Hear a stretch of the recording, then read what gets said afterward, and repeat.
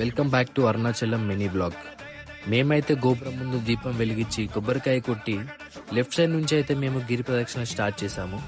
మనం ఎప్పుడైతే గిరి ప్రదక్షిణ స్టార్ట్ చేస్తామో అప్పుడు మనకైతే 8 లింగాలు మనకైతే దర్శనం ఇస్తాయి.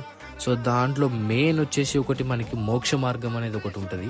సో ఎవరైనా అరుణాచలం వెళ్తే మోక్ష మార్గం మాత్రం అస్సలు మిస్ చేయకండి. సో దానికంటూ ఒక స్పెషాలిటీ ఉంది మనకి.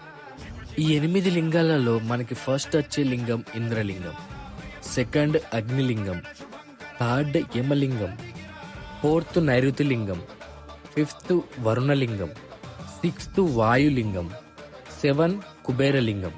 కుబేరలింగం ఎప్పుడైతే కంప్లీట్ అవుతుందో సో మనకి కుబేరలింగం ఈశాన్యలింగం మధ్యలో మనకి మోక్ష మార్గం అని చెప్పేసి ఒకటి ఉంటుంది. ఆ మోక్ష మార్గం అయిపోయినాక మనకి లాస్ట్ వన్ వచ్చేసి ఈశాన్యలింగం.